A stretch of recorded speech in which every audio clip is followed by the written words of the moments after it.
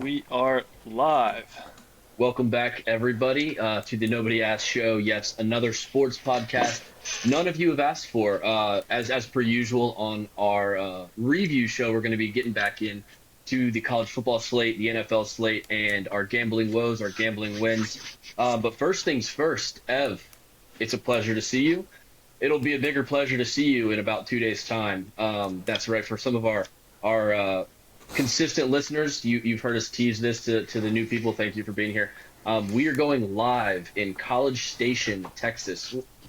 Dallas College Station, one of the two. We will be in College Station this weekend, coming down to see Ev for a night, and then the three of us are going on the road, first away game of this budding podcast career. And boys, I'm jacked up. Very as jacked we up. as we've done on these review shows, typically you hear us lamenting about our Gamecocks and just what they've looked like over the season. But the great thing about a bye week is I'm 2 weeks removed from a loss, which means I've had 13 days to get myself jacked up. As I've said a couple different times, the Gamecocks are undefeated in the month of November off of firing their offensive coordinator when I have a mustache and we're in the building. So, boys, we're buzzing. We're buzzing. There's a lot to get into. I'm having a great day. We're having a great day. But, Ev, I think we should kick things off with someone who's having a bad day. And that guy's name is Brian Dable. Here's the thing on that. I don't know if he's having that bad of a day.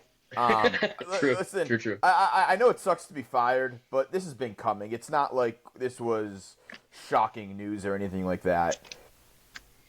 It was about time. I think he was kind of ready to move on from this situation. And it's not, being an NFL head coach, it's not like you can walk in and tell everybody, hey, you know what?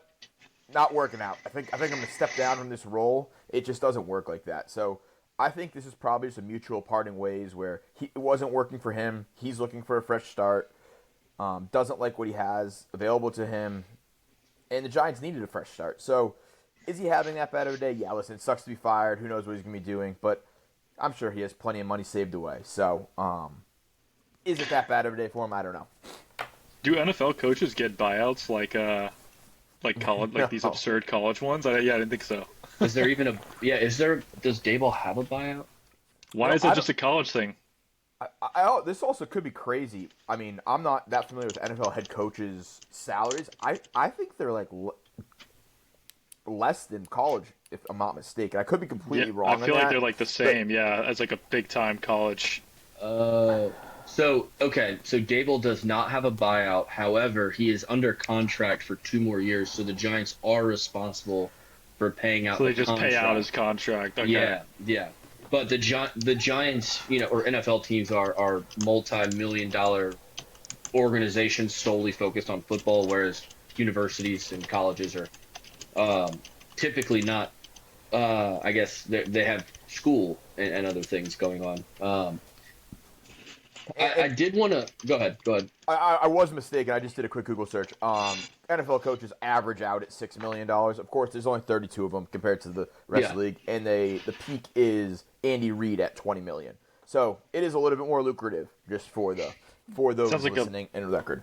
Larger spectrum sounds like Yeah. in the NFL. Well, I guess college too, but who's the highest paid college coach? I think it's Cignetti now, isn't it? No, he's top 3. It's Kirby Smart and About there's to one say, other I'd guy be in there. Kirby. It's Kirby and it might be Dabo, maybe, right? someone else. I forget who the. It's Kirby Cignetti, and there's a third guy in the top 3. Okay. There is someone else having a bad day, but it kind of leads me to a hypothetical for you guys. How many years of prison are y'all willing to accept for, let's call it $12,000 to $15,000? 0. I was wondering where you're getting this. Like, I was talking about Antonio give me Brown for a hypothetical, second. Make it reasonable, dude. No. Yeah. For those of you living under a rock, 2 Major League Baseball pitchers, Emmanuel Clase and Luis Ortiz, guys that have made millions of dollars already in the MLB, are facing up to 65 years in federal prison for fixing games, bribery, scandals, gambling, what have you. The reports that we've seen so far are they made a grand total of $12,000 to $15,000 for these I transgressions. thought it was per pitch. If it's per Or pitch, was it that's overall? way. If it's per pitch, it's a way different story. All I read was overall. So that's Yeah. I heard overall as well. It was 12 to 15,000 total in bribes, which is insane. Like even if it's per pitch, I'm not risking it per pitch. I'm not doing it. Dude, I'm a squarely middle class American, and I'm not risking prison for $12,000. What are No. y'all doing? And here's the thing too. On the federal prison note, is it going to be a longest yard situation? You know, where Adam Sandler and Paul Crew roll into prison and immediately hated by all the inmates because it's just un-American to throw football games, bet against, go against the system for Maybe baseball some games. Do the justice. inmates not like them? Well, fortunately for them, they're not American. So if somebody says un-American, they can be like, well, yeah, we're Dominican. So, Yeah. I mean, I don't know. Yeah. Well, since we're on, Twice. Wait, that might be even worse. The Dominicans love baseball. That's true. That's true. Yeah. Although Yeah. the first story I read was like Emmanuel Clase made $458 million in bribes off this, and then it said in small print in Dominican pesos, roughly $12,000. So, I mean, maybe he just didn't have the background on. But regardless, I saw 12,065 years in prison. Tough trade. They might have one. They might have if they were on the podcast, they'd have something very, very solid for their worst loss of the week category. That $12,000 probably isn't even enough to cover their commissary for 65 years. In they prison. need to take a few No. notes in the NBA. Yeah. Yeah. We'll see. We'll see. Go ahead, Ev. Yeah, well, I just can't wrap my head around it. Like, there has to be something I'm missing here. Like, they had to be paid in, like, foreign art or something. Like, maybe they're getting paid in, like, stolen artifacts. I don't know. But it doesn't seem right. It sounds They like were they just got scammed. They were behind the Louvre. They're getting paid in Napoleon's wife's diamonds. Potentially. I mean, Well, they caught those guys too. They caught those guys They are caught two idiots. of them. They caught. Yeah. Well, whatever. Those guys. Well, Yeah. well, before we dive in, and while we're on prison talk, did you guys see the Antonio Brown news I did Yes. see Antonio Brown news. On PFT, and video? It was either PFT or Big Cat that had one of the truest. There's got to be no worse flight than the extradition flight. I didn't hear that. That's so especially true. from Dubai. Like, maybe if you're coming from, like, Cuba to Miami, like, okay, whatever. It's an hour and a half. From Dubai, that's like 15 hours. Like, that's just miserable. Apparently, he was mocking Dude. them too, and like making videos. And Dubai was like, "Nope, back to the States." Yeah. God. Crazy. Well, boys, there's a ton to get into. I'm sure we're going to cover Yeah. a lot of it throughout the categories. So why don't we just dive into some of these categories we have? If you're new, we try to keep things a little bit organized. As you can tell just off the front, we're not very organized. But why don't we jump into some of these categories? Ev, I'll start it with you with the "What are you doing" moment of the weekend. I have several for this one. So Yeah. So this is kind of just more of the way this team has played all year. So I don't even know why I'm classifying this as this. But just Kansas football. Just such a bad way to lose a game to Arizona. A game where, not to say Kansas dominated the whole game because they didn't, but they definitely outplayed them. And it was just such a sloppy way to lose. Just got lackadaisical on defense. Let them run in a score. A couple minutes left. It was just clueless football. Side note, I did not get to watch a ton of football on Saturday. I was busy moving around and doing things. But I definitely did watch that game. So don't have a great answer for this one this week. But yeah, Kansas, just a rough loss. And they just continue to fuck me. They are officially on my I will not be betting with Kansas list for the year. yeah, and just because obviously your mom's a big Kansas fan, Teresa. We love you on this show. It's basketball season. And Evan, what's the? Well, they what's got the their play? asses kicked by UNC on fucking Friday night, too. Teresa, Double down. fast forward. Teresa, fast forward past this part. Chuck, what about you? What do you have? By what are you doing, moment? Yeah. Usually it's going to be college football, but I just can't let this one fly. It's last night's Eagles-Packers game. Nick Sirianni, I think he had the ball at like the 35 or 40, It's 4th and 6. There's like maybe like a minute or no, I think there was like 30 seconds left, and he decides instead of just kicking or at least attempting what would have been, I guess, like a 40 to 55-yard field goal, he decides to just chuck it to the end zone on a chunk play with Jalen Hurts. Gives the ball right back to the Packers with great field position and like 30 seconds left. And honestly, I thought the Packers were gonna get in field goal range there at the end. I don't know what that call was, but while we're doing all these investigations, I feel like someone needs to pay a little visit to the Sirianni household because it's smelling like the mob to me. So I turned this game off when that fumble happened on the 4th down play. Also, what a bad 4th down play. And then I woke up this morning to this news. I'm like, and I saw it. I'm like, what in the fuck is going on right now? It was unbelievable, just unbelievable. Candidly, I didn't watch a second of this game. I went and played. Sucked, but not a good game. Well, that's what I was playing a little pickup hoops with some buddies, and I got home and it's 0-0 in the 3rd quarter. And with the whole ESPN YouTube TV thing, for me to go try to find a place to stream this game when it's 0-0, and I don't really care anyways. I don't think either of these teams are very good. I was just like, whatever. And then all of a sudden, I'm like, okay, yeah, Eagles have the ball, a minute left, game's over. And then I get a notification that the Packers are kicking a field goal. I was like, what is happening here? I don't know what is there, McManus. I know it was a 64-yard field goal, and nobody's really expecting you to make it. But you can't miss it to the people with the 30-yard line, like tickets. You can't be kicking it to the side of the field. It wasn't blocked, nothing. He just shanked it. Well, his practice one was about 2 yards away, which is hilarious. He doesn't have the leg for 64. Didn't have it in Denver, and I don't think he has it now. He fucking Billy Cundiffed it. If anyone remembers that from the 2011 AFC Championship game, he fucking Billy Cundiffed it. Holy shit, Shank. Yeah, I do remember that. I've got a couple here if y'all will just indulge me for a quick second. My first one is ESPN, and not for the YouTube TV thing that you might think. On Tuesdays, for those that are under a rock, ESPN comes out with their NFL power rankings. How you watched that game last night and you have the Eagles as number 1 in the power rankings, shame on you, ESPN. What are you doing? The next one, very simply just the race for the ACC championship spots. There's getting ugly. Duke is 5-4 and still in the driver's seat with 1 loss in the ACC.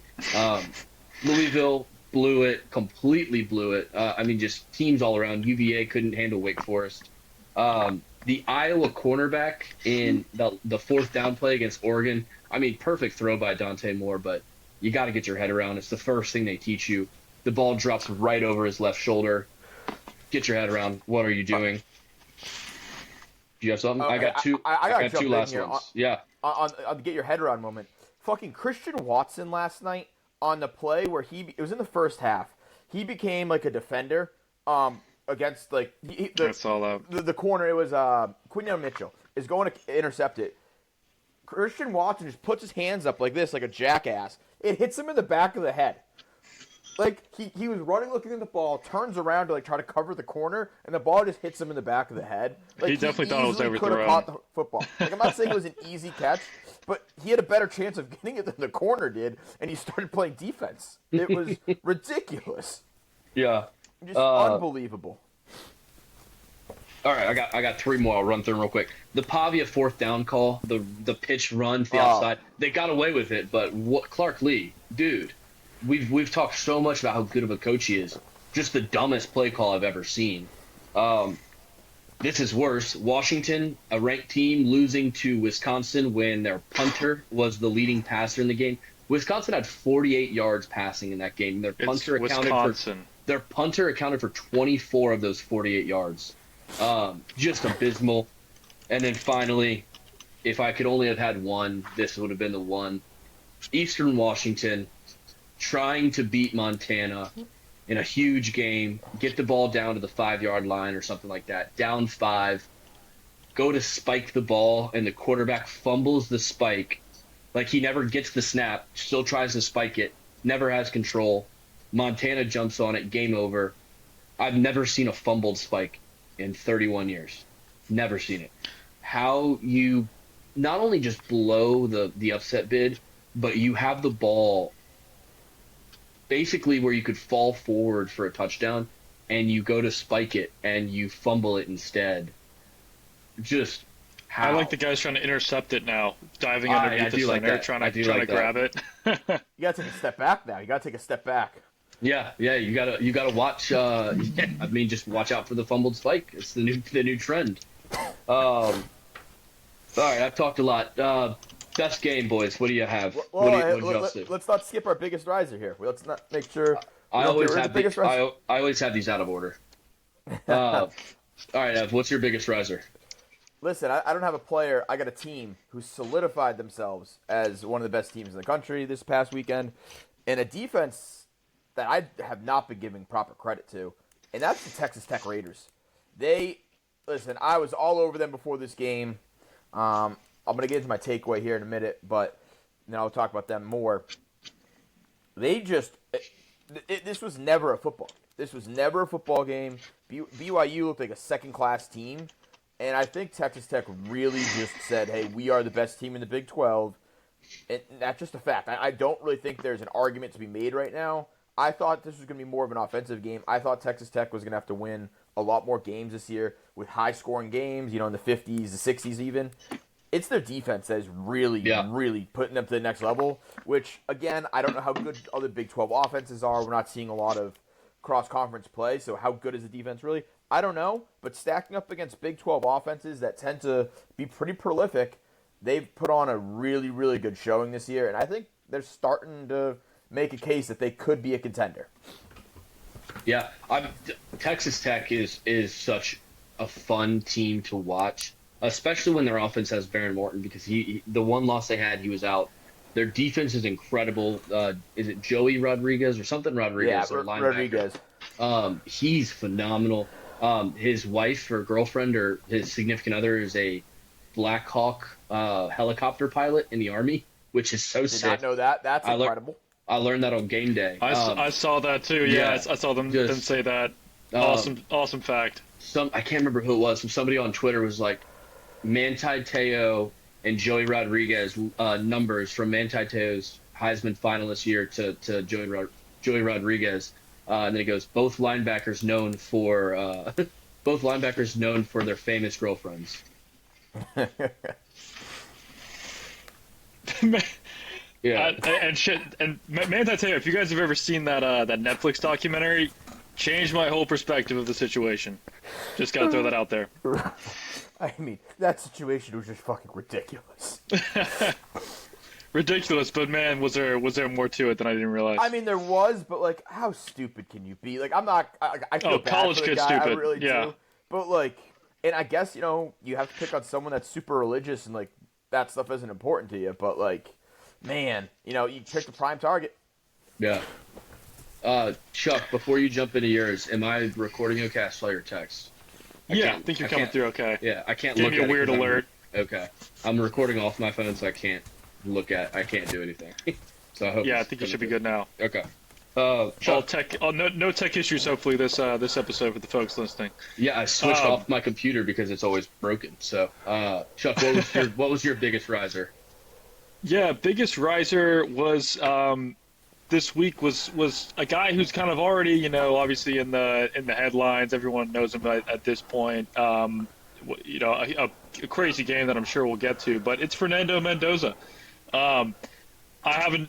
I've obviously seen some of him this year with Indiana just being the team that they are, but I did catch that fourth quarter and a little bit of the first half of this game, but the game-winning drive that Indiana had and Mendoza's performance in that just absolute gutsy drive, no timeouts, got to go the full length of the field, still got to score in the red zone.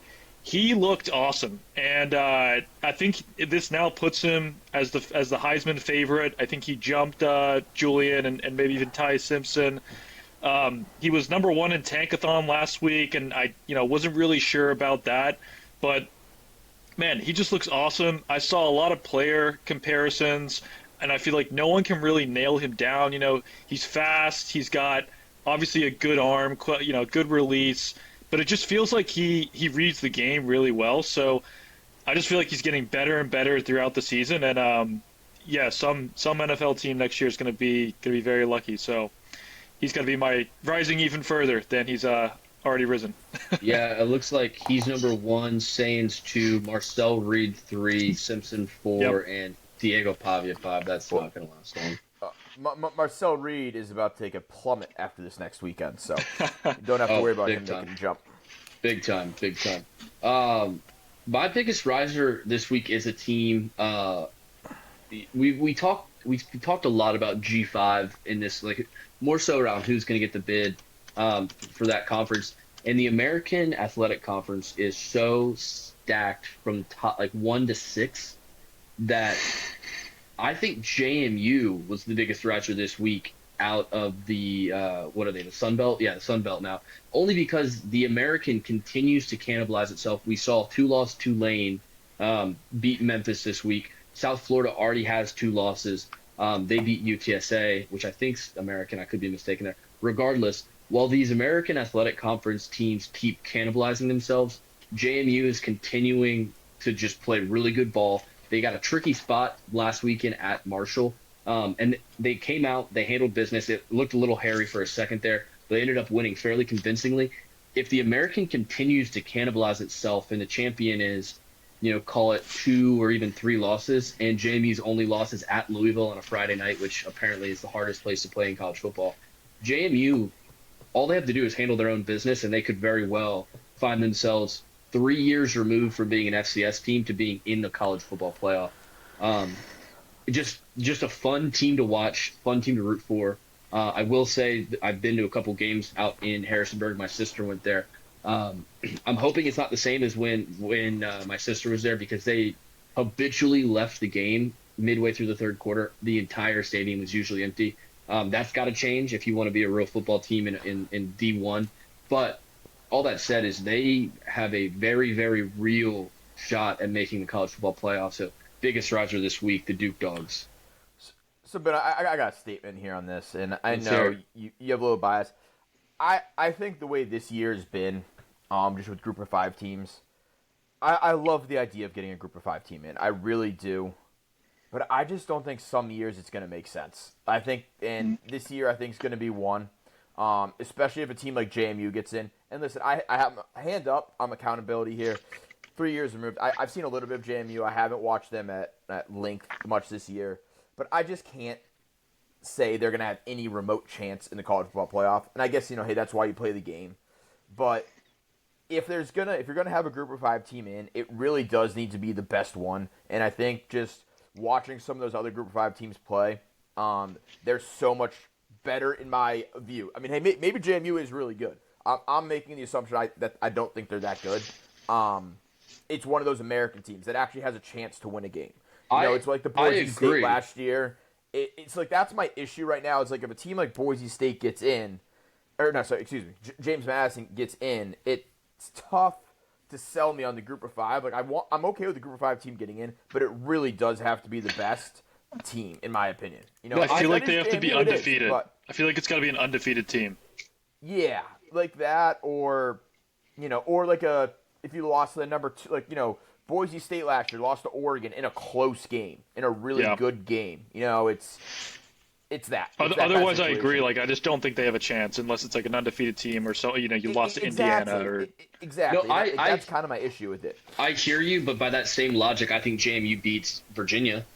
I think JMU beats a lot of these ACC. By that same logic, then I think 2 Group of 5 teams would be better than one ACC team in this year. I mean, so that's fair. Do we even want an ACC team this year? I'm in the same boat. Unless it's Duke, no. I'm very much of the opinion it should really just be the 12 best teams in the country. Where it screw the conference line. Listen, it's going to end up being 4. If we do that, it's going to be 4 SEC, probably 4 Big Ten teams every year at least, if not more. But that's just the way college football is nowadays. It's a 2-conference juggernaut with a couple guys on the outside that are going to have a good year here and there. That's just the way it is these days. That's the way the landscape's played out. I hear you, and my piece was more about while I think the American is a better conference than the Sun Belt, while I think the top three teams there are probably better than JMU, if JMU has one loss to Louisville at Louisville and the American winner has two losses, one of them in conference, I just think JMU should get in, or maybe not should, but will get in, is more what I'm saying. So yeah, I have no qualm to what you. I tend to agree with what you're saying. I was just kind of raising the point of we need to evaluate that. Yeah. Going because it just doesn't. It isn't good for the playoff. It's essentially. I mean, I shouldn't say it's giving a team a bye. And listen, hey, maybe we can clip this and a month and a half from now, JMU whooped up on somebody. I'll be happy to take accountability. I'd love to see it, but.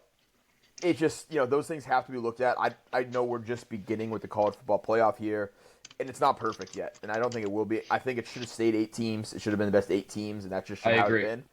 But we've made our bed. Now we guess we've got to sleep in it, and we're going to figure it out over the next, probably 5 years or so. I think hopefully within the next 5 years we can perfect the system and just figure out what makes the most sense. But I was just raising that point, kind of wanted to get your thoughts on how that plays out.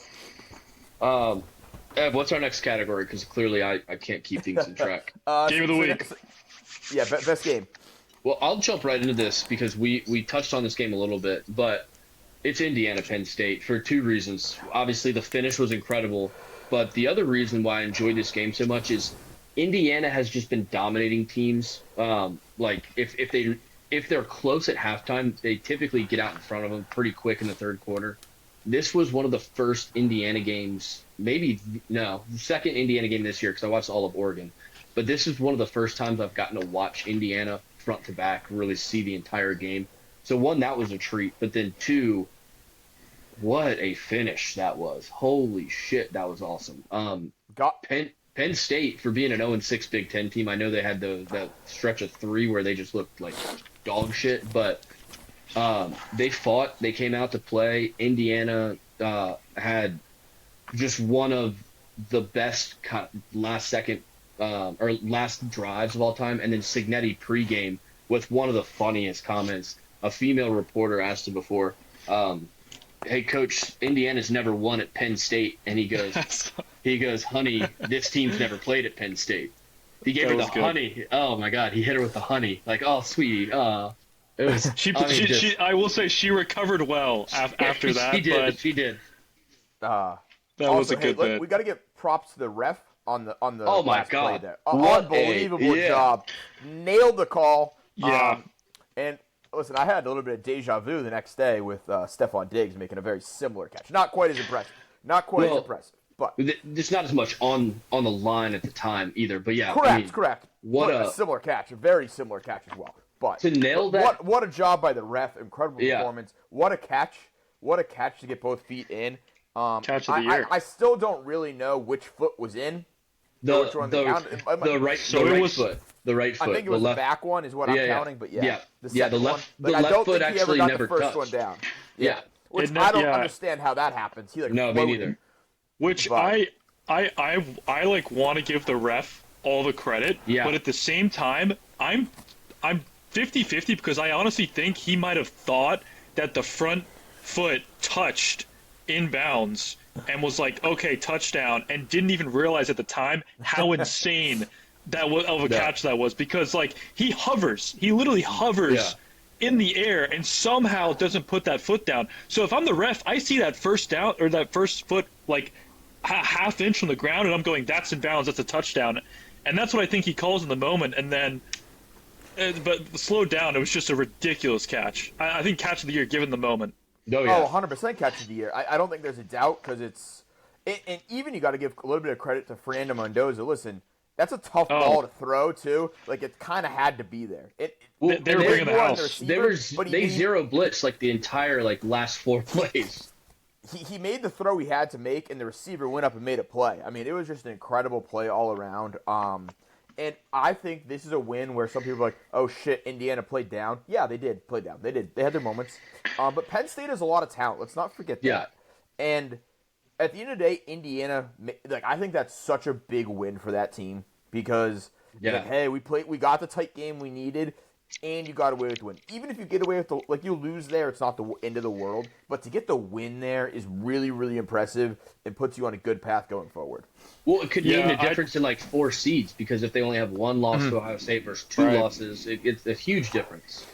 I 100%. couldn't agree more, Evan. Like I feel like this was their gutsy moment, and I really hate to do this. I hate to even like relive this, but to me that game felt like the Bama versus South Carolina game, and how Bama kind of like pulled that off that win and kept that 4th seed, compared to how Evan's gone. We lost Evan. Can I turn back on the headset? It's a comparison that hurts, but I think you guys know what I mean.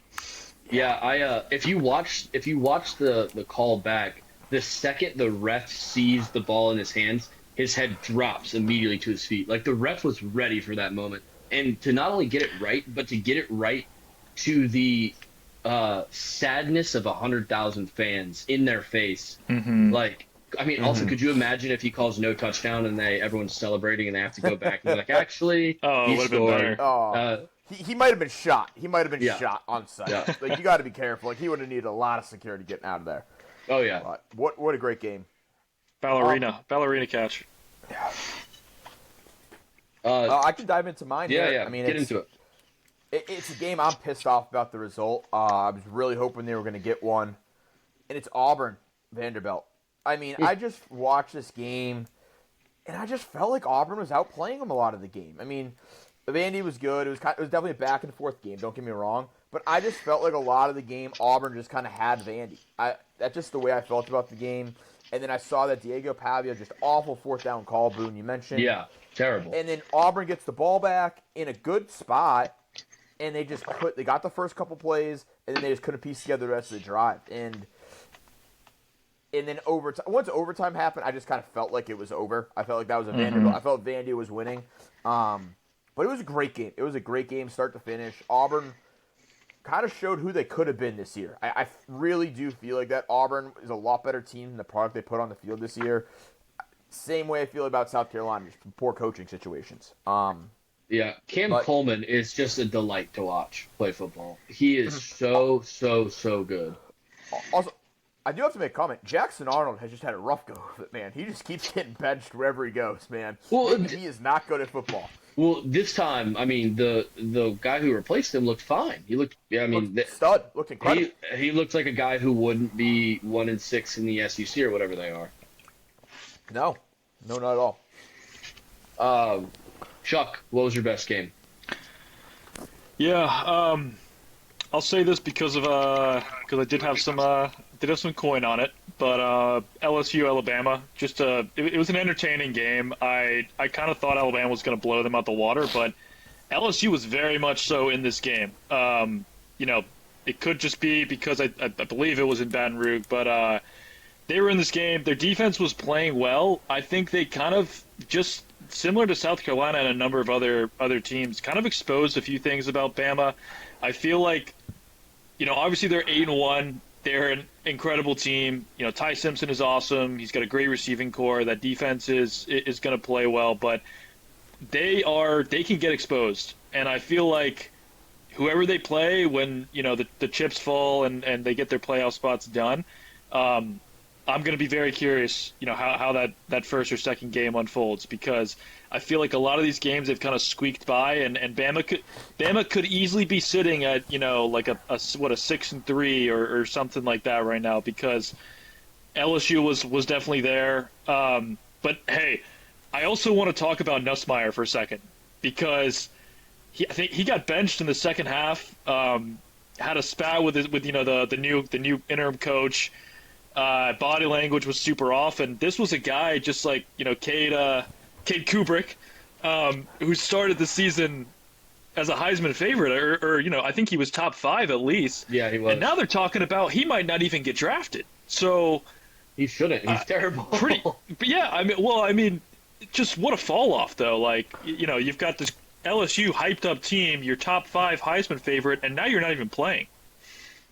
It's been a lot of quarterbacks. I mean, Listen, we can dive into this more on the Thursday show, but I mean, hate to say it about our guy, Lenora Sellers should not be leaving for the NFL draft next year. No. And we'll talk about this on Thursday. I'm not going to dive into that. He's got some anymore, things to work out, but, yeah. And I do think part of that's Mike Shula to blame. I really do. I think it's more of a confidence issue with Sellers than actual talent-wise. But that's, I'll talk about that more at nauseum on Thursday. But Cade Klubnik, absolutely not. Like, those are probably the top three quarterbacks going into the season.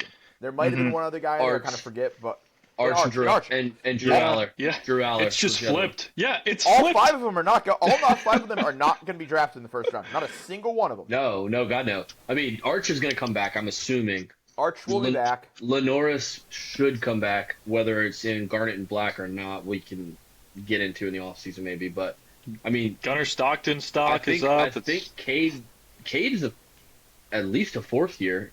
I think he's a third year.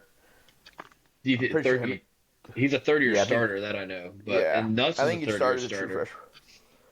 Nuss is done. Nuss has to leave. Yeah. And then Drew Aller is I think he's got to leave too, doesn't he? I know he's a third-year guy. He might be able to come back because of an injury. He might have got the medical register. No. He played 4 games. Oh. So he's done. Shit, Can't play again. Yeah, it's this off season's draft thing is going to be interesting. But we'll get to that in the off season. Did we get everyone's best game? Yes, we did. What's next, Ev? So I'll jump right into it, and there's just going to be takeaways. And listen, I'm going to give a quick shout-out to Mom and Dad for not raising me to be a fucking Mormon. Because, listen, all they had going into Saturday was football. All they had was BYU football and to win. Listen, I'm happy you guys have your religion, but I can just tell you the Texas Tech fans looked incredible. Looked like they were having a lot of fun out there. The signs pregame going into the week, you could just tell what school was a college school and what school was a religious institution. And Texas Tech showed on the field, wow, what a game. So that's my biggest takeaway. I love Texas Tech. I'm actually going to have to plan a weekend in Lubbock in honor of them for whooping up on the Mormons and asserting themselves. So, yep, that's my takeaway. I'd go to Lubbock for a game. That'd be fun. This BYU, it's that whole thing. Jimmy's and Joe's beat X's and O's 9 times out of 10. BYU is such a fundamentally sound team. They don't make a lot of mistakes. Their sum is greater than the whole of their parts kind of thing. But they just got outclassed. They were slower. They were smaller. They were less explosive. They're one of the best coach teams in the country. Kalani Sitake and the boys at BYU, they do a great job. But at the end of the day, college football comes down to Jimmy's and Joe's, not X's and O's. I mean, within reason, but they got out talented. That's what it was. That's really all it was. And that's kind of sort of the point I was getting at too, just in a way more aggressive way. It's just you're not going to attract the best players in the country. Your pool is very limited when you go to BYU, and they do an incredible job with what they have. An incredible job. But listen, when Texas Tech is the second highest dishing out money of NIL in the country, you're going to have a lot better talent and a lot of guys that, listen, they're there for the extracurriculars too. Yeah. I think BYU's got the best basketball player in the country though right now. BYU they have the top recruit. I think they have the most expensive basketball team in the country. Yeah. But well, you probably got to. Well, think about it that way. Well, we got to think they have all that Mormon money, so I guess they could have pretty good NIL. Mormon money is very real. And then you got to think about how much money are you willing to get paid, but not be able to party in college. That's you got to figure that out. Yeah, I think the guys going to play college football might have been on a different trajectory than we were in college. Maybe. I don't know. I don't think going to the bars is as high on aspiring NFL player as it is to like my communications degree. Unless you're FSU, who got caught this week. True. But also, here's the thing with basketball though: it's only a 1-year commitment. Football, it's at least 3. Yeah. So I think they'd be more willing to give up 1 year of partying and doing all the crazy stuff. Well, yeah, and it's a different mindset too. You know what I mean? Yeah. But I also think, I think football players, a good majority of them are maybe not during season, like we are, and that's our tailgate season. Yeah. But in the off season, those guys are getting after it for sure. 100%. Oh, without a doubt. It's just a different mindset. They're picking schools on who's going to get them to the next level, not who's got the best downtown scene. If they were, then South Carolina would have a better football team. Well, I think certain things rank differently for them. Yeah. But Oh, yeah. I think they both play a part. I think they play a part that plays a part in decision making. Oh, yeah. We've talked about mine at nauseam, so I'll just jump into it. My biggest takeaway is I don't know how many times I've rewatched the Indiana catch. We don't have to get back into it. That's my biggest takeaway. When I think about college football this past weekend, it is that catch. Just incredible. So, Chuck. It was not a great call, though. It was not a great call. It doesn't really matter because it's such a good play. It was such a good play that it's okay. But when I'm going to have to rewatch that 10 years from now, I'm going to wish there was a better call on it. Yeah. Yeah, what was it? Gus Johnson just going fucking crazy. Oh, my God. Oh, the announce. Yeah. I thought it was about Signetti for a second. I was like, the game call. Yeah. And then I think he gave Fernando Mendoza the Heisman on that call too, if I'm not mistaken. Yeah, just let the moment breathe. Yeah. Chuck, Clutch yourself and then talking to the mic. What was your takeaway, Chaz? Well, that was definitely one of them. I mean, that catch, I was screaming. Probably, not an Indiana fan, but I was screaming to my girlfriend saying, "Look at this catch!" So that was definitely one of them. But my biggest takeaway is actually we've seen a lot of overtime games this season, whether it's NFL or college football. And yes, the NFL has done a lot to improve their format. With the other team getting the ball back, even if the team that scores a touchdown. But I just got to say, college football overtime is awesome to me. I feel like it's a superior model. I'd love to get your guys' thoughts, but when overtime hits, I love when both teams get the ball, they both have the same amount of yards to get per offense, the defense can step up, and then it just makes your offense even easier. But then you have college kickers who, are missing 25, 30-yarders. So I feel like the format's awesome, and it just I get more excited about it than the NFL, which just feels like kind of an extension of the game. So I hate the college football overtime, if I'm honest, because let me preface it with this: I love college football overtime from an entertainment value standpoint, but at the end of the day, it's not football, and it should not be used to decide a football game, in my opinion. Do I love when a team starts automatically, basically in the red zone? Sure, because anything could happen. It truly breeds chaos. But at the end of the day, it's not football. It's glorified 7v7, in my opinion. I would like to just see them play a 10-minute period front to back. If it's a tie, it's a tie. If it's not, wow. I would rather them continue playing football than this glorified 7v7 thing they're doing.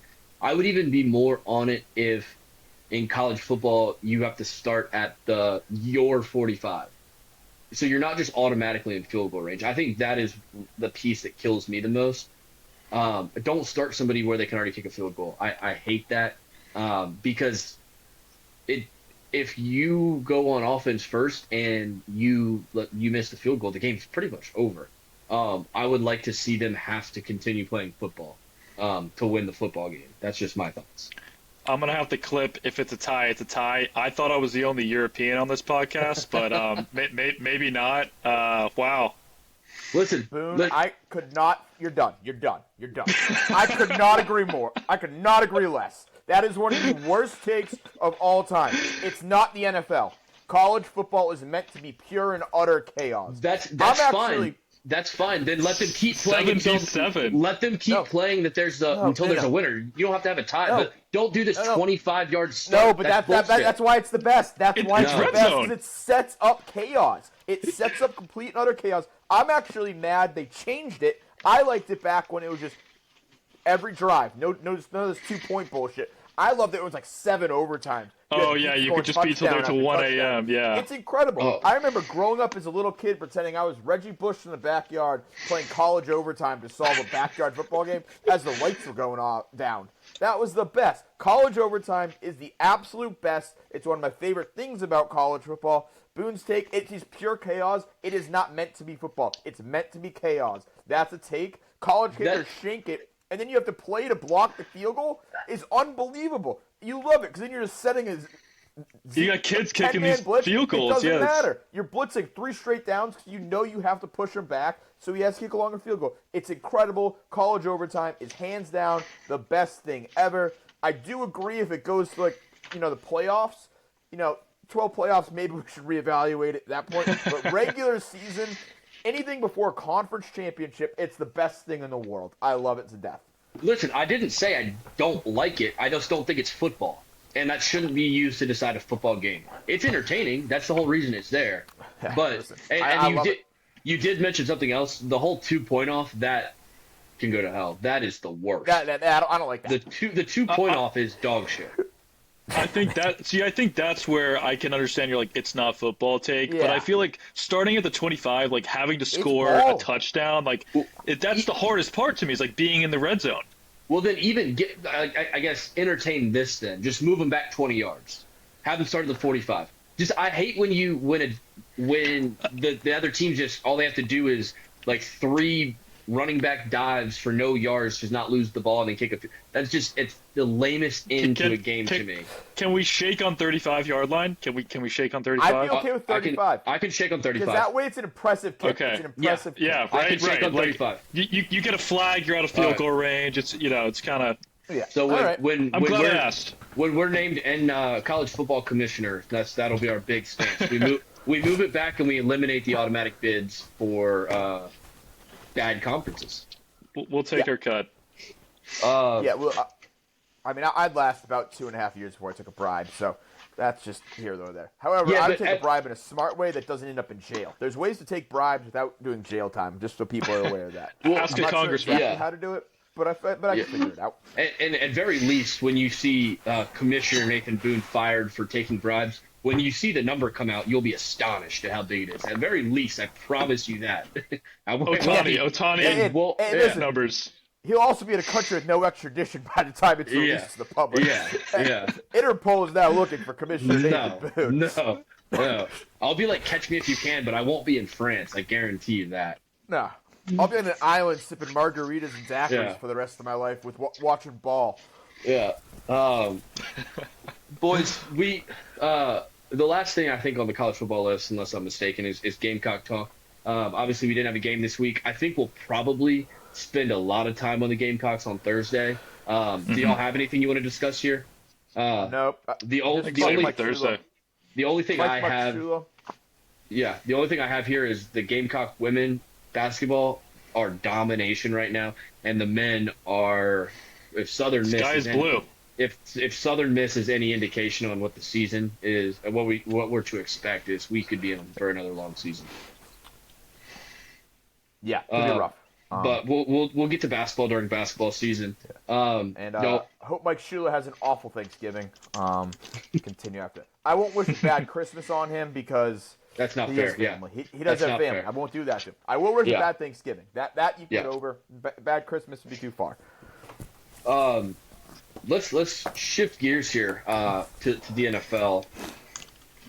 Interesting Sunday. The last couple Sundays, especially the 4:00 slates, have been dog water.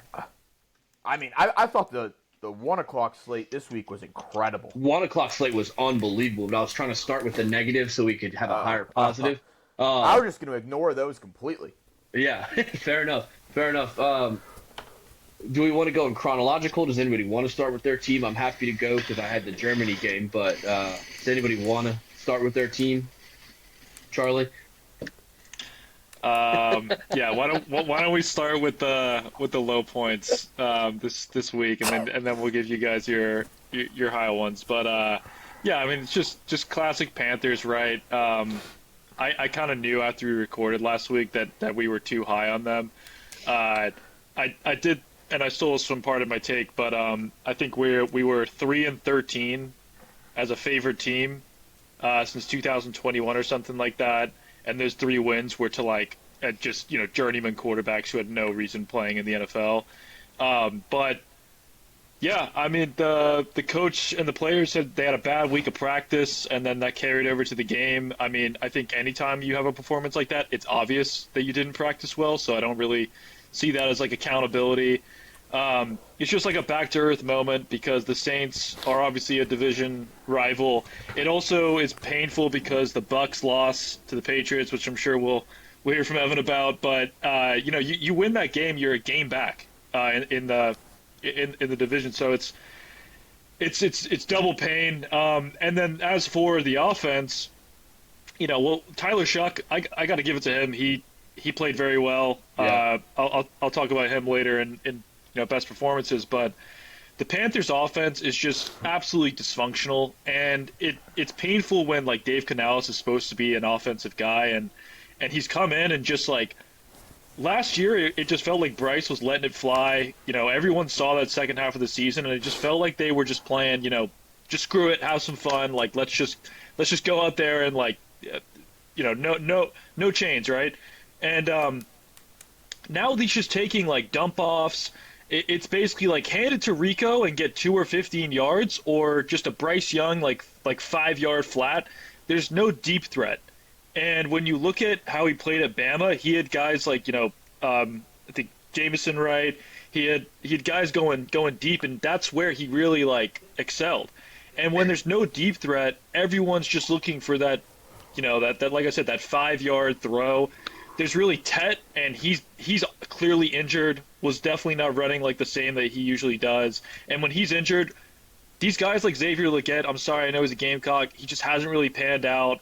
There's Hunter Renfrow hasn't either, and there's just not really like a lot of options. And that compounded with the fact that I just can't defend Bryce Young anymore. It's like a week by week thing. But he hasn't thrown over 200 yards in like he's had like one game where he's thrown over 200 yards. He's averaging like 130 or something awful like that, and part of that is the offense being bad. But at a certain point, like he's just kind of got to like take that on his shoulders and just make something happen. And I feel like with the game plan that we have, no deep threats, just check downs, it's not Bryce's game, and that compounds and it just makes the offense look dysfunctional and awful. And I feel like there's a reason they got booed. So that's my piece, and going into the rest of the schedule, I just do not have high expectations. I said it last week, like that was a must-win if they want to do anything this season. Yeah, Tyler Shuck looked great. He did. He did. Bryce Young, if I'm not mistaken, I didn't watch a ton of this game, I won't lie. But Bryce Young, I feel like had one of the maybe worst interceptions I've seen. It just looked like bad. The underthrown ball. I've got a gripe with Panthers fans, though. And I live in the Queen City. I'm around you people all the time. And, Charlie, this is going to come off disrespectfully, and it's not meant to be. Who the fuck do you think you are booing a team that's 500 after all that we have seen the Panthers do in the last couple of years? It is just unbelievable to me. I get it. The Saints were dog water. Tyler Shuck looks great. The team has more wins than they've had in the last 2 seasons. Is that crazy to just kind of guess? It's just like, I get it. It's a terrible result, but you're 500. Like, I think it's more so to do with like just the same game plan, and the fact that, like I said, that they just don't take chances. I hear And you. it's like I hear you. trying to play super safe, and I don't think we're booing the fact, like, we know we've won 5 games. It's booing the fact that there just doesn't seem to be like a plan, and it feels like those 5 wins were just like random, chaos, like Evan was saying with the overtime in college football, like, for a lack of a better term, just like chaotic wins. I don't know how we beat the Packers. Packers aren't good. That's and- how you beat the Packers. Packers are frauds. I've been saying it all year. You have There's a been lot of saying- frauds, but it's just, I think it's booing like the game plan, and like just especially after last season when we were just letting it rip with worse options and coming out with more exciting football. It's just like it's tough to watch, and it's just years. It's years of like we could be the Jets, right? But yeah, I see what you're saying. Yeah, I'm not a Panthers fan, so I don't have the same closeness, I guess, to you. Um, but I watched Andy Dalton play. I wouldn't be booing Bryce Young right now. I know that pick was bad, but that was a weird spot. That was a weird spot. The Panthers are like the Gamecocks. Expectations are bad. No expectations are good. It's just that was a trap game. It felt like Tyler Shuck. You got shucked. You got shucked. We did get shucked. We got shucked by the best Shuck performance all season. Yeah, and like, listen, he played well. He did. And the Panthers, you can say whatever you want about the offense. You can say what you want about the coaching. Panthers defense is good. J.C. Horn's one of the best corners in the league, and Shuck and Olave were just kind of taking it to him. So I mean, it was an impressive performance, compounded on a team and a fan base with high expectations off of beating the Packers. I definitely feel you. I didn't even put together that the Bucks losing I didn't see that. That didn't come across my desk. But yeah, that's. And tough. I don't think that we necessarily want to boo Bryce Young. I think it's people also we got reminded of this for 2 years straight, but sometimes people forget we gave up so much to get Bryce. Like we gave up a lot, and so I think when you do that, like you want a guy who's going to come in and just take things. Everyone does, right, with their first pick, but yeah, it's just been like it feels like he's being too controlled, and you just got to let Bryce play. You just got to let him do his thing. Y'all have a brutal it's bad schedule. Y'all need one Panthers and Gamecocks. Awful schedule. One win to get you to bowl eligibility, but your last games at Falcons, who knows? At 49ers, hopefully they're still hurt for you. But then Rams at Saints, Bucks, Seahawks, Bucks. And those are revenge games, those last three. Yeah. Ooh. Well, on a positive note, speaking of quarterbacks that have panned out and you have performed the way you'd like them to, listen, Drake May, was it his best performance on Sunday? No, it wasn't. Was that interception might be worse than Bryce Young's in the back of the end zone? Literally, the only thing you can't do at the end of that game. Was it? Awful. Yes. Listen, I was at the game. It was beautiful, sunny. I was dripping in sweat walking in. And then this just torrential rain shower kind of came in right after the Bucks' first drive. I can tell you, I really do think that had an impact on the offense to start the game, just making an adjustment from going to dry to wet when you're not prepared for something like that. I think it affected the game plan a little bit. And that's where I think you kind of got the slow start. There's a few errant throws by Drake May that were just a little too high, a little too far.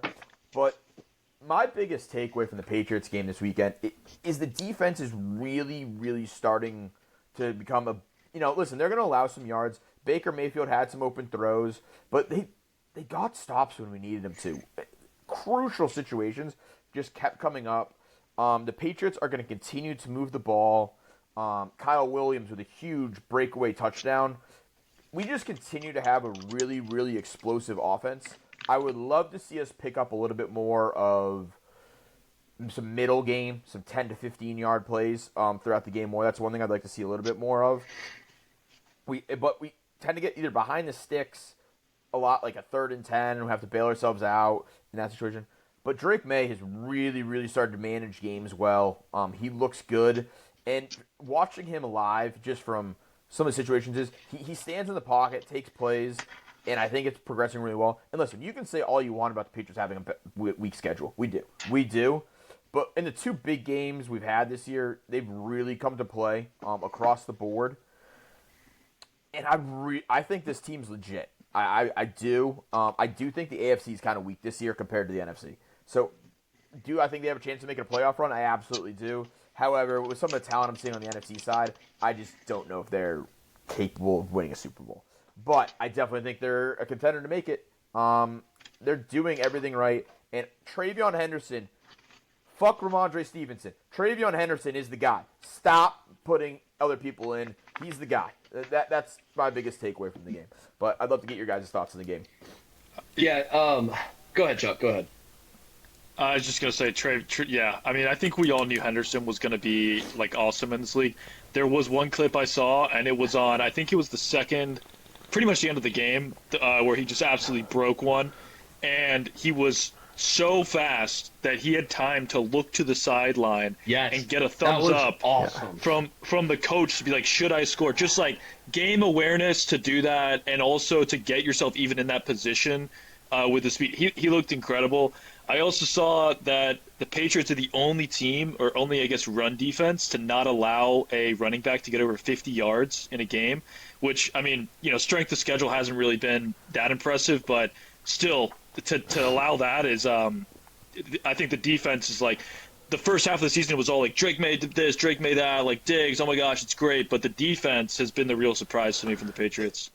Especially too, once Christian Gonzalez has been back, like the back end, I think that's why we were losing game. Lost a couple games beginning of the year. We couldn't have, no one could lock down anybody, and with him back, it's been able to complement the solid run defense that we've had. Mm-hmm. Yeah, as a neutral fan observer, I was pumped when Drake May threw that interception just to keep some energy in the game, because that was a chance for them to really end it.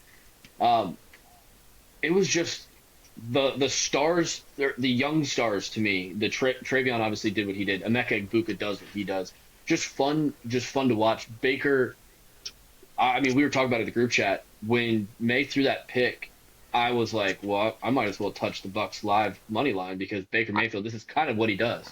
That was the game of the week for, at least for me, going into the week, and just kind of peeking back over the scores.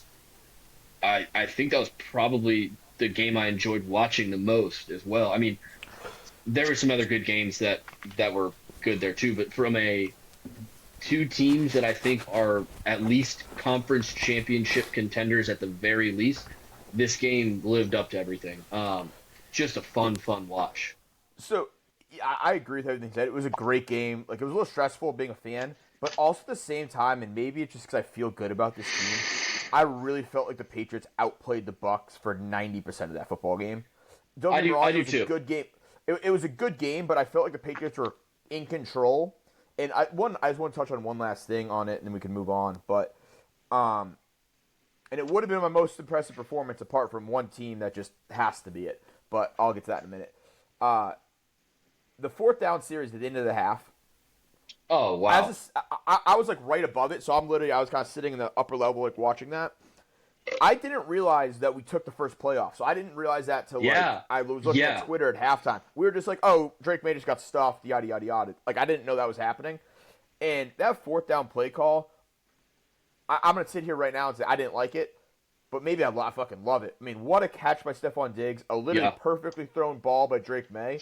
Crazy call. That's the go-to play there, or I don't know, but what a catch, what a play. And I think that just rode the momentum going into the half. And then the good old-fashioned 2-for-1 special, the second or third play of the half, Travion Henderson breaks a 55-yard touchdown. So that, what a series of events. Yeah, and if they don't get that touchdown there, they lose.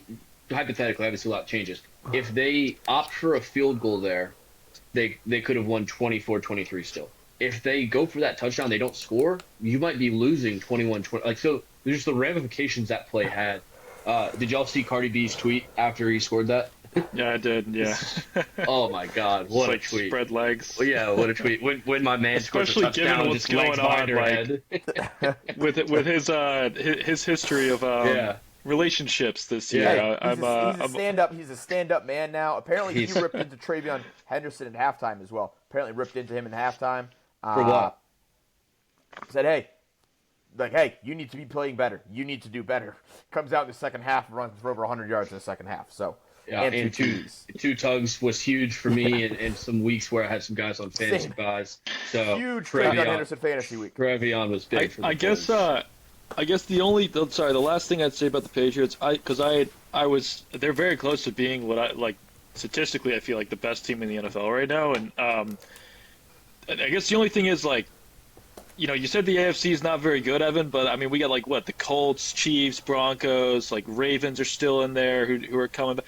I'd love to see you guys, and I don't think you do for the rest of the season maybe, but just play one of those because the Bucs are a great team. Don't get me wrong, but I just feel like there hasn't really been too many of those games, and I thought it was the Bills. But the Bills are not who I thought they were this season. So when it gets to playoffs, I'm very interested what the Patriots are going to look like. Also, quick thing here to forgot to mention is Drake May, MVP front runner now. He hasn't thrown for over 300 Really? yards. He hasn't thrown for over 300 yards once in his career. Not this year, not last year. Never thrown for 300 yards in a game. Something to watch. His over passing props hit most games, though, just in case anyone was aware. But yeah, also offensive line, very solid performance after a couple rough weeks too previously. But Boone, let's move on to you. Talked about the Patriots enough here. Tell me about your Colts. Yeah, the last thing I just really quickly wanted to say on the Pats, this performance was the first time where I was like, okay, the Pats are real contenders. Like obviously I've thought they were good for a while. After this performance, I was like, okay, they're legit. They have legit Super Bowl aspirations. The way this team is currently constructed. Yeah, the Indianapolis Jonathan Taylors rolled again. This team without Jonathan Taylor, I don't know. It's average. Yeah. It's the offensive line has been a question the last couple weeks. The Steelers dominated them. I think the Falcons had like 6 sacks again yesterday or Sunday. Just big cause for concern from the offensive line. But and Daniel Jones, hold on to the ball, my man. He's just not feeling pressure, which again is a big cause for concern. That said, this was a game you had to win. It's a tricky spot going to Germany. Obviously, I think the first game in Berlin ever. I think there was a game in Munich last year, but just a tricky spot in general. The Colts went down a couple different times. They bounced back, so that was good to see. But Daniel Jones has put the ball on the ground a lot in the last 2 weeks, and that's got to get cleaned up, whether it's just him holding onto the ball when he's trying to move out of the pocket or just feeling pressure. Obviously, that would be better. No pressure would be the best option, but that's going to continue to happen. Outside of the offense is just so set up to succeed from a receiving standpoint, no matter who. I mean, Tyler Warren has the most receiving yards. Michael Pittman has the most catches. Jonathan Taylor has the most touchdowns. Or Michael Pittman has the most touchdowns receiving. Jonathan Taylor obviously has the most touchdowns on the team. And then the defense is coming together finally. Kenny Moore had a great game. Laitu Latu got home. He's got such a weird stat line. He's our D end. He's got 5 sacks and 2 picks. He leads the team in both categories. It's strange how it's set up. Drake London has been an absolute monster for the Falcons, and he still got his. I think he had 104 receiving. But Sauce did a good job, I thought, coming in off a short week. Not just a short week, but changing teams completely. Fortunately, we play a ton of man, so that's relatively easy for a corner to learn. He had that one dropped pick six, like easy pick six that could have changed the game completely. But when we get Charvarius Ward back on the other side, and he clears IR after this week, when we have 2 shutdown corners on either side of the field and a top nickel corner that's kind of running around in the slot too, I'm just very excited to see the defense is going to play a much bigger role than I thought they would at the beginning of the season. Obviously, you don't expect to see Sauce Gardner come to your team, but the defense has a big part to play, I think, coming down the stretch. Cam Bynum with a huge sack fumble in the first half to get us going on offense. But we do have to find a way to manage a game offensively if Jonathan Taylor's not running for 244 and 3 tugs. Which is rare. Well, true, yeah. But that's what happened in the Steelers game. I think he got held to 60 yards, maybe even less than that, and we had no options on offense. We have to be able to move the ball some way better. Josh Downs has to get involved a little bit more. Alec Pierce, a little spoiler on the trends I'm going to be watching. Alec Pierce's over-under longest reception, I think, is pretty consistently set at 17 to 18 yards. He only runs 25-yard plus routes. So maybe something that we just need to pay attention to. But the way the receivers are set up with a big possession guy, a deep threat, and a shifty slot guy plus one of the more dynamic tight ends in the league, there needs to be better game planning, I think, or better offensive play calling when the run is not working. Because if we run into a situation in the playoffs, and like we've touched on a couple times, our schedule down the stretch We have a bye week this week, but then we go to the Chiefs. We go to Seattle. We're home against the 49ers. Who knows what they'll look like? And then we have 4 division games. Some of those games down the stretch, if like the Texans defense is really good, the Chiefs at home, that defense plays well. Seattle's defense looks monstrous. If they're shutting down Jonathan Taylor and their edges are able to pin their ears back and get after Daniel Jones, we have to figure out something we can do on offense to either open Jonathan Taylor back up, or at least get Jones some easy throws, which is why I keep saying Josh Downs. You've got to figure out a way to get him more involved, because if not, some of these real stout defenses could cause you a ton of problems. Again, I'm circling the Seahawks, Texans twice down the stretch. Like, this team is good, and I'm excited about how we look, but we've got to get a little bit more dynamic on offense when Taylor's not playing well, or when Taylor's getting bottled up, if we want to be real contenders going down the stretch here. But 8-2, Yep. still number 1 seed in the AFC, so things are good in Indy land. Yeah, I mean, I thought it was a good performance. I think the Falcons, the Falcons did the Falcons thing. Yeah. I agree. It just doesn't seem like you're using who you have in your team correctly. I just think Tyler Warren needs to be such a bigger part of your offense. I mean, I know he's a rookie, but he's closest thing I've seen since Gronk, that can just kind of do whatever on a football field. Sauce Gardner, man, he almost blew that 2-point conversion, right? Did I miss that? He got clipped on that, but he had a good game. He got his ankles broken. Let's just call a fact a fact. If you lose that game, it's Drake London. If you lose that game, that immediately becomes I'm like, that trade sucks. That trade would have looked awful. Hey, glad you didn't though. I had money on Indy. We had him in our pool, so thank you, Boone, for the team win. But I think that's a good team win. Good way to drive down and win the game. Recover when everything's not going your way. I mean, there's a lot of good things to take away from that game, and a lot of things that became glaringly obvious that need to change. Yeah, when Jonathan Taylor slips out of that pile and then just runs for 83 yards, dude, I was going ballistic. It's one of those. It's like what we came accustomed to seeing with Saquon last year, where he would just break some of those big runs and change the game. That's what JT has been doing this year. One last piece that we can move on, because this has gone a little bit long. Back to overtime things. NFL overtime. If a team scores, you have to let them kick the freaking extra point, because they should be afforded the opportunity to get the 7 points. Oh my God, that put such a stain on the end of that game. The Colts not covering because you don't get to kick the field goal. Or the point after. That's so stupid. Yeah, we'll get there in my worst in the gambling corner. But before we move ahead, because I watched this whole game. It was actually the first Colts game that I've watched the whole one. Obviously because it was in Germany. Yeah. I'd also just like to point out, if you're a German citizen, do you now think that Jonathan Taylor is the best football player that you've ever seen? Like how many German Jonathan Taylor fans did that just create?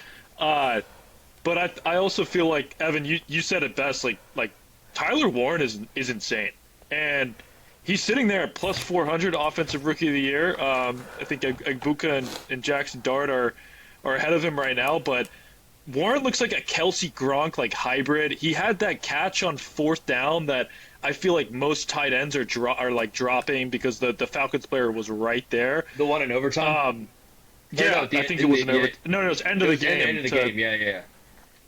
But the last thing I guess I'll say on that game is it's just and I said this to you guys right when the game finished, but I feel like Daniel Jones is a game manager.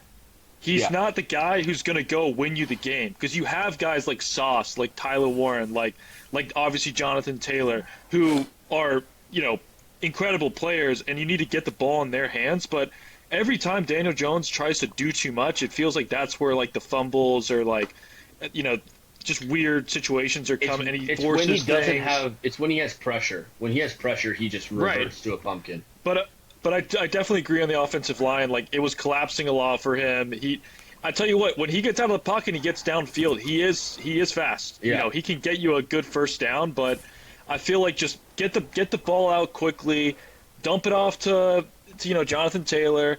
And part of me is like, is Jonathan Taylor, there was a threat of Jonathan Taylor giving Daniel Jones this incredible season, or should he just really be a game manager and try to do a better job of managing some of these games? I think Daniel Jones has stepped into a perfect situation. Yeah, like it's a good system for him, I guess. Yeah.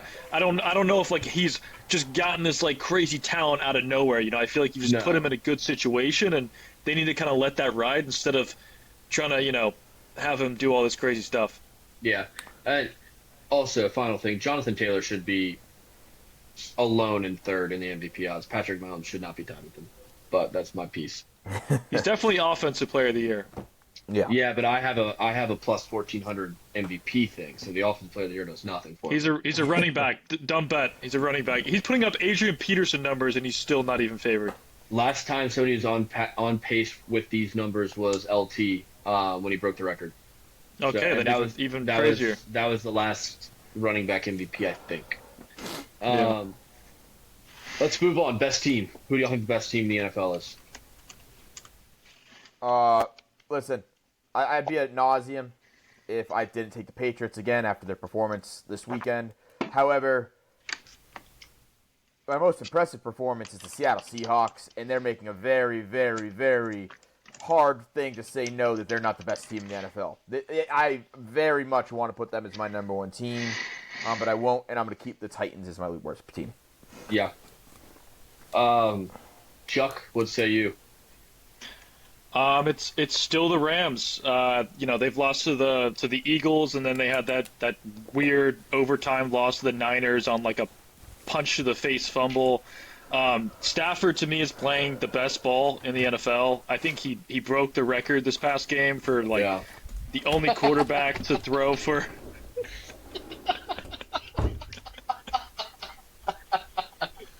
Typical Boston guy can't handle when somebody's not riding. Can't handle the. I mean, who has Drake made play? Honestly, he's played the Bills and the Bucks. Rams have beaten the Ravens, the Colts, the Chargers, the Niners. This past victory, and you got Puka, you got Devontae. That defense is firing all cylinders. I think they're going to make a run this year, and they've got the veteran quarterback to do it. They got a great head coach. I feel like they're just going to be very dangerous. Yeah. What about your worst team? Oh, Titans. We're not changing that until they win. Fair. Although Browns are making a case. Browns are making a strong case. Their defense is too good for me to put them there. I'm sticking with you, Chuck. My best team in the NFL is the Rams, especially when Puka is healthy. He's so good. They're just the way they just anytime the 40. Cause I was a 49ers money line better. That was my dog of the week last week. And every time I thought we had a chance, they were just like, we're just gonna run the Devontae Adams in the end zone play. I was like, okay, well that's really sweet. I did have the Seahawks as a close 2, and the Patriots as a close 2 as well, kind of tied there with the Seahawks. But for me, it's the Rams, especially if their young edge players are so good. Their wide receivers are so good. Kyrie Williams is one of those guys who I feel like shouldn't be good, but it's just consistent. It's like the old Mike Allstott. You need 5 yards, I'll get you 3. You need 2 yards, I'll get you 3 kind of guy. Kyrie Williams is just like he just does it. My worst team is the Patriots. I was seeing if you can take your headphones off again. No, honestly, I mean, if you want to talk out of your ass, I'll listen, but I just wanted to see if you take your headphones off again. No, my worst team, the Titans should get a shout, but the last 3 weeks, the team playing the worst football is the Washington Commanders. If they lose this coming week by 20 or more points, they'll be the first team since like 1960 to lose 4 straight games by 20 or more points. And I feel bad because they're so injured. Like this team isn't as bad as they're playing. I don't think they're so injured, but they are playing just like with zero heart, zero desire. I don't know. My other worst team is the Giants anytime they're leading in the fourth quarter. But we'll get to them here in a second. Oh my god. I looked up the Stafford stat, by the way. It's the first quarterback to go 3 games in a row with 4 touchdowns and 0 interceptions. And while I was doing that, I happened across a crazy stat that I didn't even realize. It's not a record, but I just typed in Stafford record. And think of how many games he lost with the Detroit Lions. He is now, after this past win, for the first time in his career, 500. Because he's gone 41 and 25 I saw that. with the I saw Rams. that. This His is the career record's first over time in his 500. career he's over I 500. saw that. I did see that. That's crazy. Insane. Wow. He's 115, 115, and 1 tie. Well, That's insane. well, boys, should we move on to what trend should we be keeping an eye out for as we move forward here? Yeah, why don't you kick us off, Ev? Yeah, so it's not necessarily a trend, but just something we've got to start watching. Between the college football firings and the NFL firings, this is going to be one of the craziest off seasons from a coaching carousel standpoint. So many things are going to change. Who's going to flip-flop jobs in college? Who's going to be available? Who might make the jump to the NFL from college? We don't know. Who else might still get fired at the end of the year? I mean, Mike McDaniels, maybe he saved his job last week. I don't know. But, I think he should be gone. Crazy post-game interview. I am excited for this offseason and see who else gets fired before we get there. Yeah, my trend is just how wrong I think most of us, both fans and commentators, analysts, whatever you want to call them, how wrong so many of us were to start the season. Buffalo Bills should win the Super Bowl. Baltimore Ravens should win the Super Bowl. Houston Texans have finally got all the pieces together. Watch out for those. Yeah, I don't know. They're 4 and 6 or whatever. The watch out for this Cowboys team. The Eagles look strong to repeat. The Packers. What do the Lions look like without their coordinators? We were just so wrong. The Colts and the Patriots are the class of the AFC. The Lions, spoiler alert, are just fine without their coordinators. We were all so far off for like 90% of what's going on in the actual NFL right now. The only thing I'm still willing to say the Chiefs are going to win the AFC West. I don't know really how mathematically, but they're going to. Other than that, we were just all off. I think the Colts were picked last in the AFC South to start the season. From an odds perspective. Can we talk about the AFC South for a second? Talk about a team that I've been all over the fraud alert for them for all year. I want that on the record. The Jacksonville Jaguars just asserted themselves as fucking Class A losers. Dude, with that was performance terrible. on Sunday. Atrocious. That should have been fireable. I don't even care how good he's been doing this year, supposedly. The Jaguars are frauds. They're one of the biggest frauds in the NFL. They're not a good football team, and this loss just proved it. Listen, Yeah. I do think the Texans are okay, a pretty good team, but they should not have had any right coming back in that game. It was a Davis despicable Mills. loss. Davis Mills. Yeah. Dude, yeah. Dude, Don't get me wrong. That man got neck. That boy got neck. He do got net. I loved it though because the Jags were only a game and a half back. And now they're I think 2 games back, and the Texans are they're still whatever. But again, down the stretch, there's a lot to still be played for. Yeah. Chuck, what about you? What was your trend? Yeah, I've got two. I don't even know if they're trends, right? You never really have the stats to back this kind of stuff up. But my first one is teams getting shamed out of doing the tush push. I saw about 3 times this week, and even the Eagles did it on a 4th and 1 against the Packers in the first half, and that's probably why I went to 0-0. But 3 times where head coaches had 4th and 1, even 4th and half a yard, and they called play action. And every single time, it did not work. They were just swamped by the defense because the defense, I guess, probably thinks it's going to be a quarterback sneak and just absolutely bomb rushes everyone. And then before you know it, the quarterback's either sacked or just running for his life. Both of those teams had Josh Allen, who's like 6'5", 220, Jalen Hurts, who created the play himself, I feel like. And I just feel like why not do it at this point? When it gets banned, it's going to get banned. probably this at the end of the season, but I'm noticing it a lot, even in college, just like this cute play action play that never works. Also, on the tush push piece, I get like quarterbacks like Darnold and Rodgers, they're not going to get under his center and do the tush push. Why are they on the field? Like I saw the Flacco Seahawks. I saw, well, yeah. I saw Darnold on the field for a tush push, and he was lined up in the as like the security guy. What's he going to do there? If the snap goes horribly, what's he going to do with the ball? I just don't understand. If the quarterback's not running it anyways, why are you wasting a spot on the field for them? It doesn't make any sense to me. That's true. I didn't even think about that. Yeah, like Rodgers is just sitting in the back. He's standing up. Looks like Ashton Genty before taking a handoff. Standing Yeah, straight it's a up. waste. It just doesn't make sense. Like put another big guy to push. Rodgers ain't pushing. Darnold ain't pushing. Yeah. My second trend, and maybe not even not another trend, but just kind of something I've noticed is quarterbacks who are throwing not not like a baseball player trying to absolutely annihilate the wide receiver. I feel like are starting to have a little bit of a better time. Like Caleb Williams, for example, I feel like he's throwing it 100 miles an hour, and when he slows it down, I feel like that's when he has the good games. And I felt like I kind of saw that with Tyler Shuck. Even Drake May, right, I feel like is not, trying to take these players' heads off. But, Brock Purdy, right, it's kind of something I just noticed with like some of these new age quarterbacks where they're either throwing it a million miles an hour or they're throwing a very catchable ball. And I feel like those guys who are throwing the catchable ball are starting to do better in the NFL. Yeah, unless you get maybe minus Bryce Young.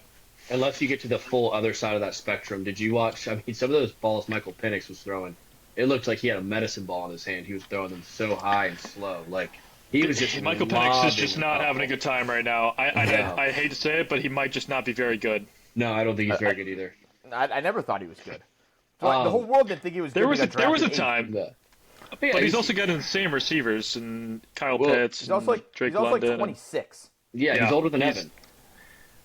He's like Herbert's I'd age. say All right, boys, you ready to hop hit the, let's you ready to hop hit the into the books? corner.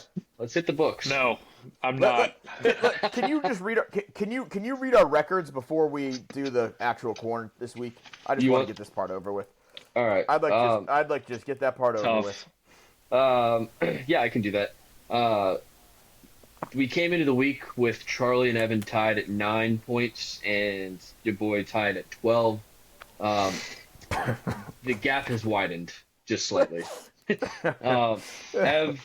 Ev, your best bet in college football was Maryland, and your best dog was Kansas.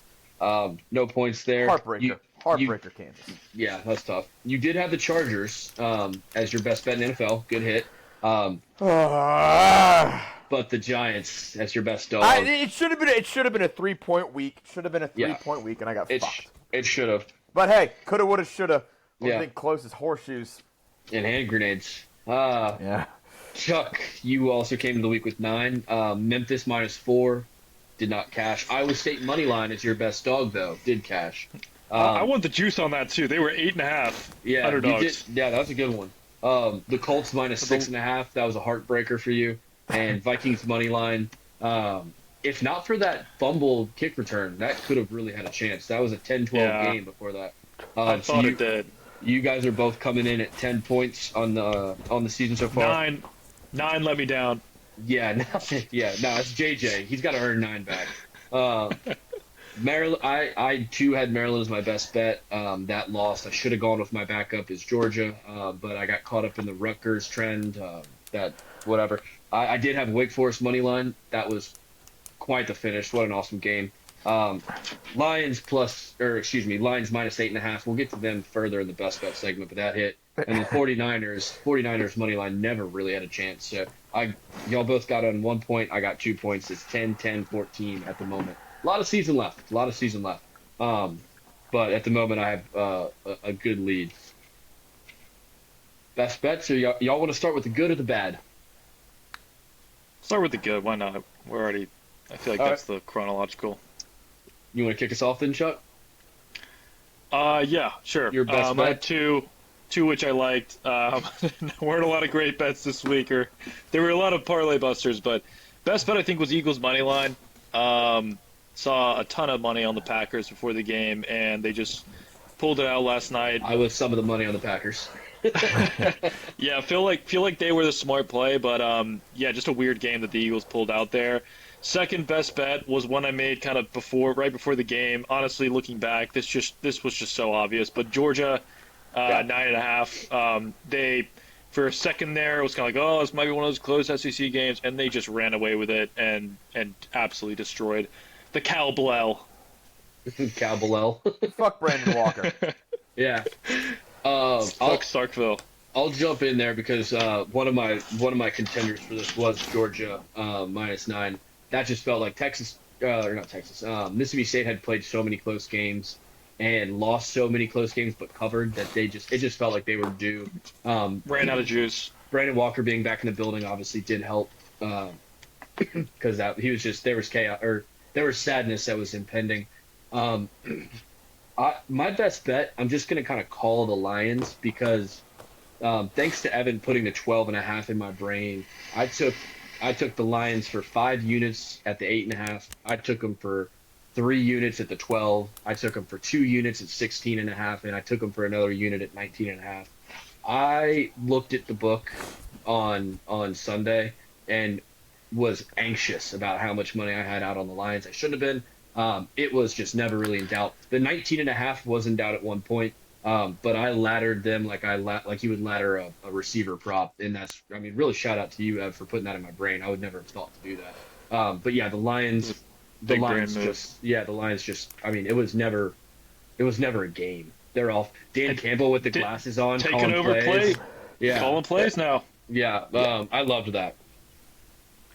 Which I gotta ask real quick.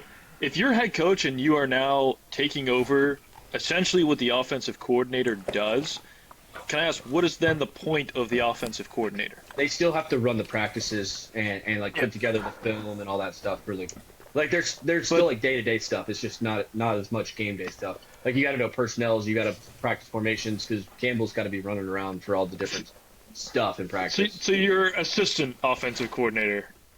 Yeah. You're just not calling plays. I mean, a lot of offensive coordinators don't call plays. No, I know. It just kind of feels. It is strange. It's very cuckish for sure. Very cuckish. Well, speaking of cucks, the Mormons again cucked themselves. So Texas Tech, definitely one of my best bets of the week. Listen, one of my best bets all year long. Just a team I'm really happy to be riding. I felt like the bets I hit this week, I felt like I was just really sharp on this week across the board. Chargers just felt real good. And then Lions too, but I mean, Boone, I'll leave that to you. But Texas Tech and the Chargers are both just really good bets I had this week. Never really a doubt in either of those games either. Ben, if you are listening, listen, I told you. You should probably be bribing me about my Steelers talk. Because, listen, I'm doing the same thing on Thursday again.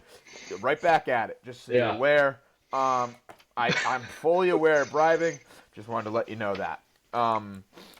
That's where I'm not there. Yeah, the Steelers, positive Steelers talk out of you on the Thursday show was nauseating. And listen, Ben, you know what to do. I don't know. I think they're 1-0 when you bribe Evan, and they're Yeah. They're actually 3-0 whenever I shit talk them too. True. but now I'm aware of it. Listen, my mom taught me something. If you're good at something, don't do it for free. Yeah. Or maybe it was a hooker. I don't know. Like the octopus choosing World Cup winners. And while we're on there, real quick, can we just talk about how bad Aaron Rodgers looked? Oh God, Dude, that was hard to watch. Listen, everyone has bad days now and then. I think we should give him a break. I think he's gonna be back at it, looking great again this weekend. So. Thanks, I wouldn't worry about it. Listen, it happens. Pittsburgh back again. Yeah, the Chargers, the Steelers offense / Chargers defense single-handedly cost me a big game in fantasy, which nobody cares. But let's move. Did everyone get their best bet in? Chuck, did you say your best bet? Okay. Yeah. I'm gonna swing it back around on worst bet because we've talked about both of these kind of games. One. Mike McDonald, Seattle Seahawks head coach, is dog shit on the road, or was. So I thought, Jacoby Brissett, full-time starter now, 7.5. McDonald's bad on the road. I'll take that. Why not? The Cardinals have been frisky. That couldn't have been a faster loss. That couldn't have been burning money faster. But my worst bet by far is looking for something else to get stuck into on Saturday, seeing the Wisconsin-Washington score and being like, without any game context at all, being like, yeah, I'll just throw a live bet down on Washington money line. It's great value right now. And what do I see but the punter of Wisconsin being their leading passer, as we talked about. Washington is a fraudulent team. Seattle's a terrible city. Jed Fish, you're a terrible coach, and you built a terrible team that got beat by a punter of a winless Big Ten team. And I'm the dunce who bet on you. Yeah, it's a tough look. Terrible look. Yeah, I don't know if I could say anything more on that one, Boone. That's just a tough look. I don't want to beat my worst bet into nauseum too much here, for respect of one of my co-hosts. And it was someone I talked about a little bit on the pregame show, and it was just the Panthers. Just bad bet. That's all I'm going to say about it. I was also on the Panthers. It is what it is. I should have known better and pulled us out of that one. I also felt bad. I feel like I'm partially much for talking him up a little bit too much in the pregame show. So I feel slightly at fault. Yeah. All three of us were on them. We should have taken that as a sign. The survivor pool the survivor pool loss was what hurt the most. Yeah, but at least the Colts pulled it out. We have one. We're better with one. Yeah, we are. Yeah, we can focus all our energy into one. Well, hey, I gotta say, my worst bet was one that really hurt this week because, if you're a degenerate gambler, not like us, but like other people, sometimes you make a parlay, right? Sometimes you make a few parlays, and sometimes in those parlays you have something called an anchor, a team that you really just think is your lock, a team that you really just want to build around, a team that you just think is not going to fall short. And that team this past week was the Buffalo Bills. Oh, okay? Man. And you want to talk about a trend. You want to talk about a trend is Mike McDaniels and the Dolphins, whenever their backs are against the wall, just screwing over Charlie and his bankroll and anything that he has on the Bills. This one just never really even had a chance, actually. It's one of those games you think, they lost on the last drive. Oh, it was a close one. It's the second blowout I've really had from the Dolphins. The first one was the Falcons, when they were also red hot. I don't really even know what to say here. Josh Allen just looked absolutely dysfunctional, like a shell of himself. I don't know who was playing quarterback in that body, but it wasn't Josh Allen. Yeah. The play calling was atrocious. Turnovers left and right. The defense got absolutely torn up by like a one-eyed Tua. Just a shit performance. And the Bills are an average team.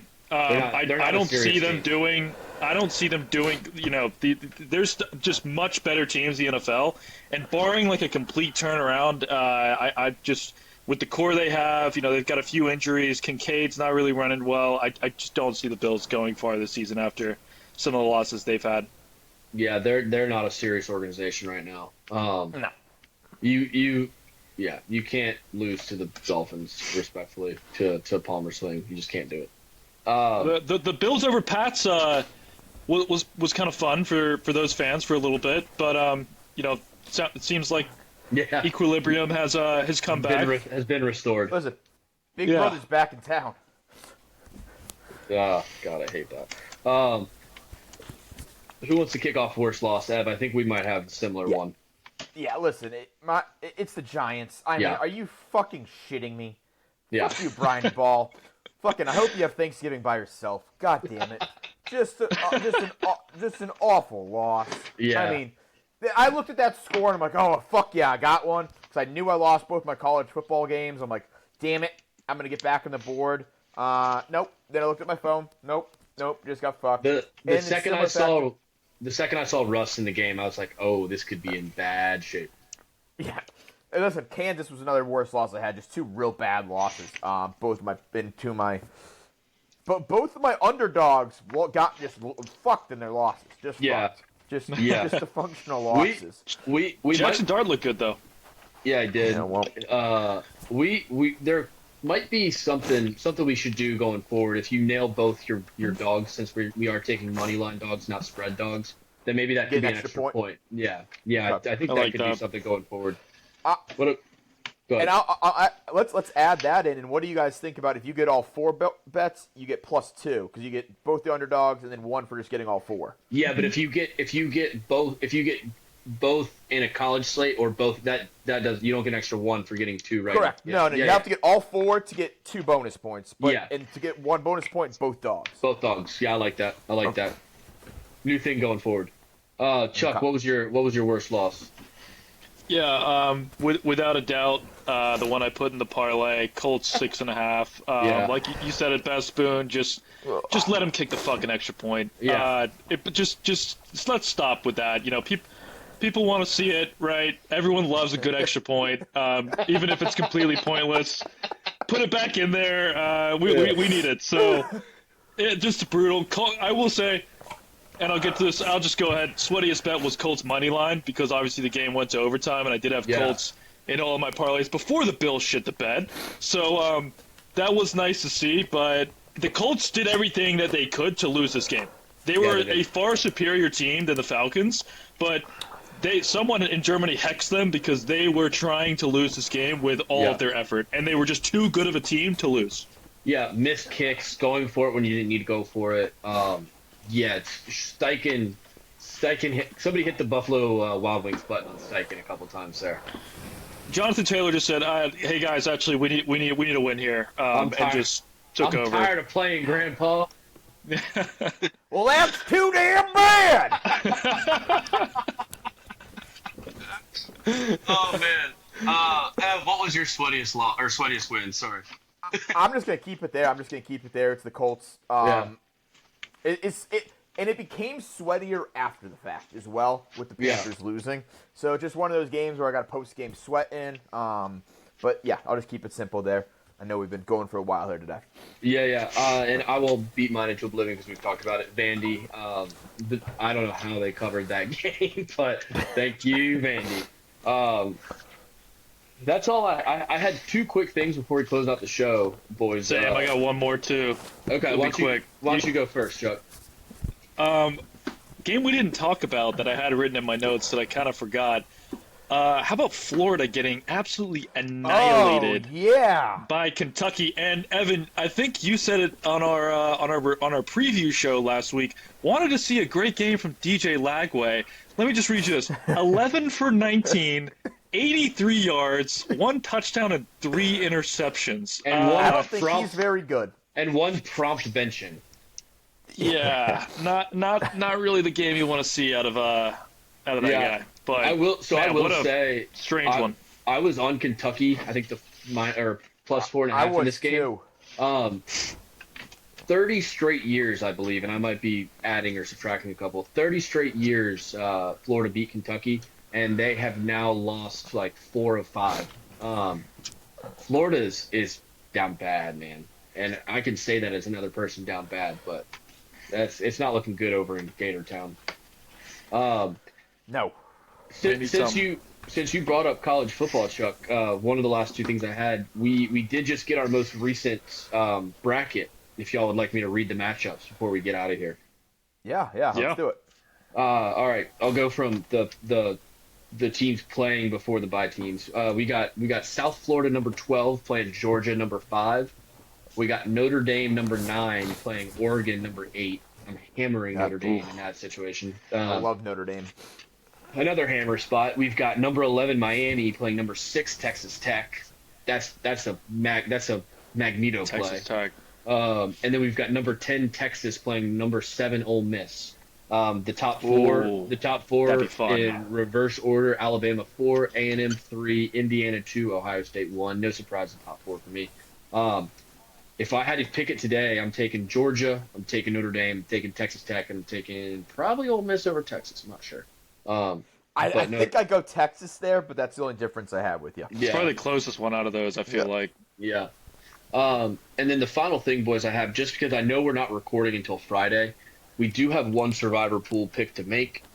and there's a Thursday night game that feels like a can't lose to me. I don't know if we want to save it, but the Jets going to the Pats. Patriots' schedule is pretty trash So for the rest here's of my the season. concern on this. Here's my concern. I'm going to put this out there. I'm a little concerned the Patriots are debuting in New Jersey, and I absolutely love this jersey. I love it. I think the Patriots Surge jersey looks awesome. But if they lose, it's going to be trash. I can never like it. I'll hate it forever. So I'm just saying a new game, New Jersey usually means one of two things: a lay an egg or a domination. I think it should be the domination, but I just want to throw that out there. Make sure you guys are aware of that situation. Word. Bill, you do make a good point though, because it's a strange week in the NFL. Yeah. A lot of close matchups. So if there let's is one to it. take, I'm confident in the jerseys. Take the Patriots Thursday night. Let's just lock it in. Be safe. and, All we're, right, and we're boys. not Betting Patriots over the Dolphins. No. We're not doing that. No. It isn't Foxborough though, so that makes me feel better. But. No, All right, guys. boys. Well, hey, Well- boys. I will see you Thursday night. Sounds I'm good. excited. The festivities will begin on the car ride back. Don't worry. Beautiful. I'm a great host. I'll see All you right, guys Beautiful. And R.I.P. Marshawn Neyland. Sad story. Hate to then. see Yes. it. R.I.P. R.I.P. Yeah, we'll see y'all next. R.I.P. We'll see y'all next And time. happy Veterans Day. Happy Veterans Day. Veterans Good Day. shout. Good show. See y'all, boys.